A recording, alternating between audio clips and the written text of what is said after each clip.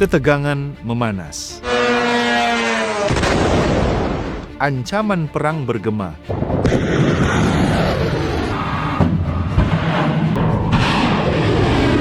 Iran versus Amerika.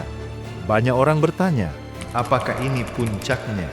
Apakah ini tanda bahwa akhir zaman sudah dimulai? Di media sosial, gambar-gambar nubuat disebarluaskan, menimbulkan kecemasan, bahkan ketakutan. Apakah perang adalah tanda utama?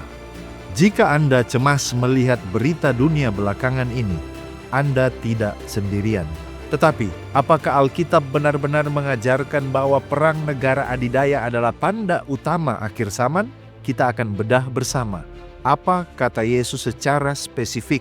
Something that attacks not our borders, but our faith. Mari kita gali bersama.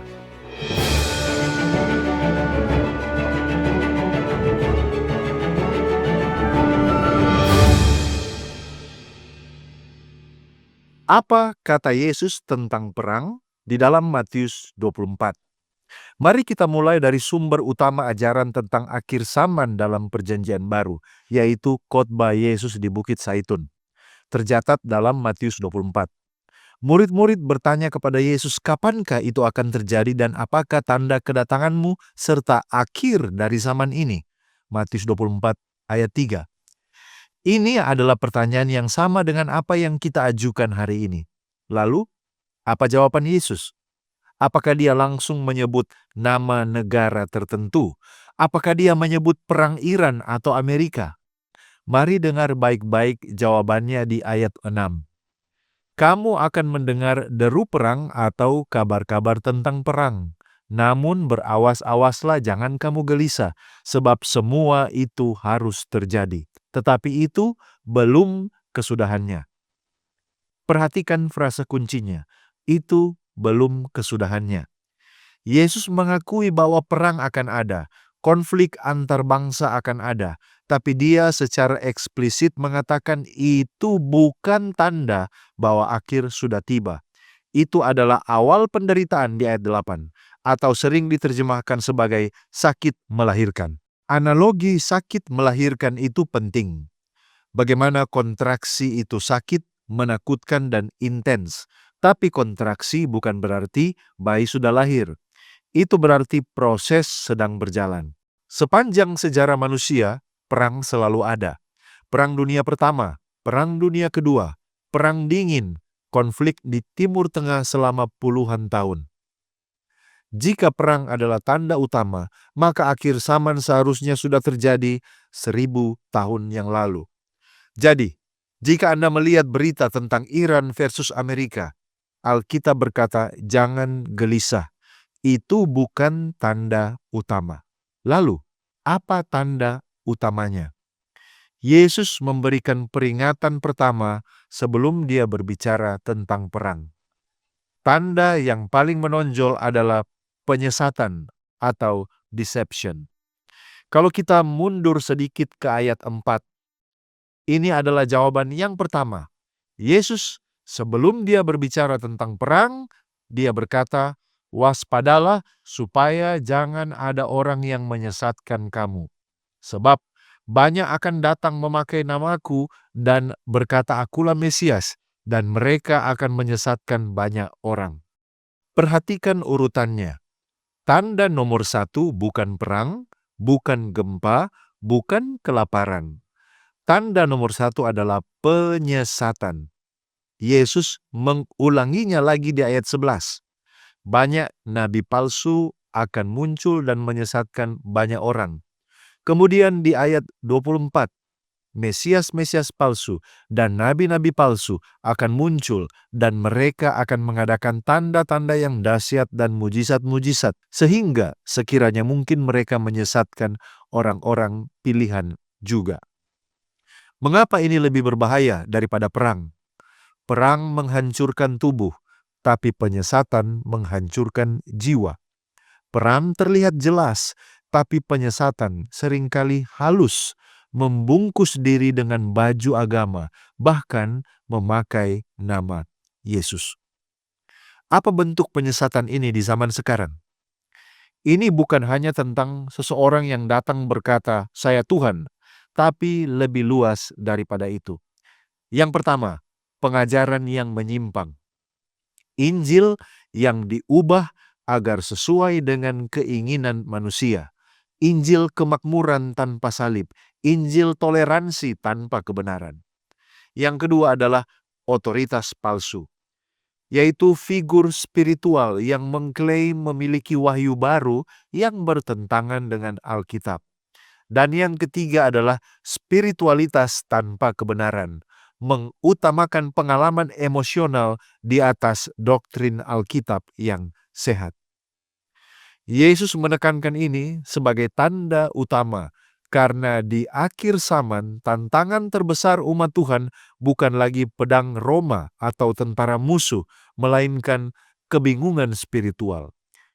Iblis tahu dia tidak bisa mengalahkan gereja dengan kekuatan militer. Jadi dia menyerang dengan kebohongan. Mari kita lihat dasar Alkitabiah di luar Injil. Contohnya surat-surat Rasul Paulus.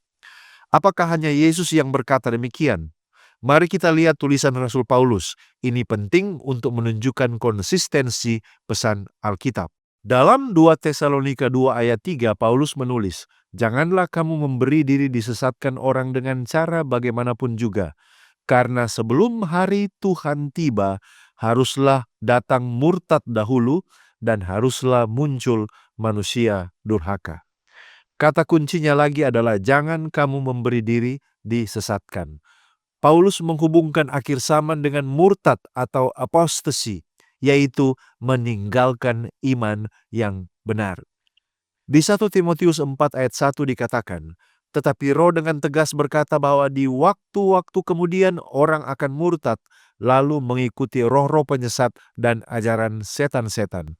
Lalu di 2 Timotius 3, Paulus menggambarkan manusia akhir zaman yang memegang bentuk ibadah tapi menyangkal kekuasaannya.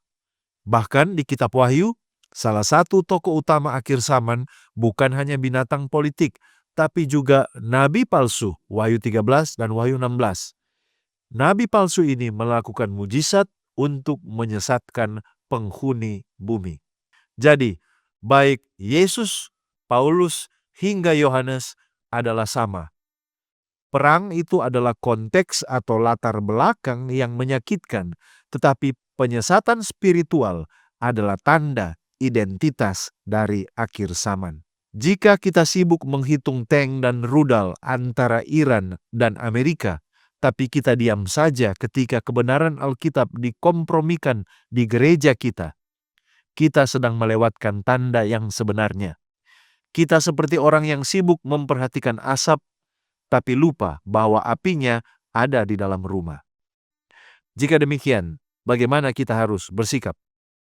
Apa yang harus kita lakukan dengan informasi ini? Apakah kita boleh ignore berita-berita dunia? Jawabannya tidak. Tapi kita harus mengubah fokus respons kita. Pertama, jangan hidup dalam ketakutan. Yesus berkata, "Jangan gelisah, karena ketakutan melumpuhkan iman." Iman percaya bahwa Tuhan tetap berdaulat atas politik negara manapun. Yang kedua, mari kita mengasah discernment atau ketajaman mata rohani. 1 Yohanes 4 ayat 1 berkata, "Ujilah roh-roh itu apakah mereka berasal dari Allah." Jangan telan mentah-mentah setiap khotbah, setiap berita, nubuat, atau setiap klaim spiritual. Cocokkan dengan Alkitab, apakah ini memuliakan Kristus atau memuliakan manusia. Yang ketiga, fokuslah pada kekudusan.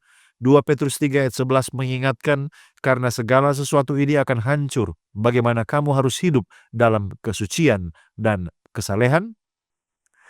Tanda akhir zaman bukan panggilan untuk menjadi ahli prediksi tanggal kiamat, tapi panggilan untuk menjadi orang yang kudus. Jika perang Iran versus Amerika terjadi atau tidak terjadi, panggilan kita tetap sama. Setia kepada Injil, mengasihi sesama, dan menantikan Tuhan dengan hidup yang bersih. Jangan biarkan berita dunia mencuri damai sejahtera Anda. Sekian dari saya, mari kita menggali firman Tuhan untuk memperluas wawasan dan mengharapkan terjadi pertumbuhan kerohanian. Jika Anda merasa diberkati dan dicerahkan oleh pembahasan ini, silakan bagikan video ini kepada orang-orang terkasih. Kita akan berjumpa kembali pada episode berikutnya, hanya di Depth Insight Grow. Tuhan Yesus memberkati.